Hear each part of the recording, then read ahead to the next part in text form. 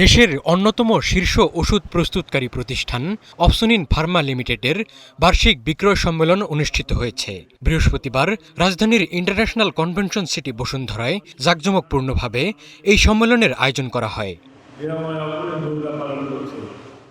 বিগত কয়েক বছরের সাফল্যের ধারাবাহিকতায় ২০২৫ সালেও অপসনিন ফার্মা বাংলাদেশের ওষুধ শিল্পে উল্লেখযোগ্য বিক্রয় প্রবৃদ্ধি অর্জন করেছে।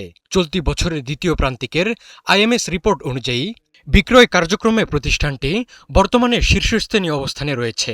দেশের অভ্যন্তরীণ চাহিদা পূরণের পাশাপাশি বিশ্বের বিভিন্ন দেশেও সফলভাবে ওষুধ রপ্তানি করে আসছে প্রতিষ্ঠানটি। অনুষ্ঠানে কোম্পানির বিক্রয় ও বিপণন পরিচালক মোহাম্মদ আব্দুল মোমেন তালুকদার বর্তমান ফার্মাসিউটিক্যাল বাজার পরিস্থিতি, বিপণন কৌশল এবং ভবিষ্যৎ পরিকল্পনা নিয়ে বিস্তারিত দিক নির্দেশনা প্রদান করেন। একই সঙ্গে তিনি অপসনিন ফার্মার লক্ষ্য, উদ্দেশ্য ও দীর্ঘমেয়াদী প্রবৃদ্ধি নিশ্চিতকরণে প্রণীত কৌশলগত নীতিমালা তুলে ধরেন।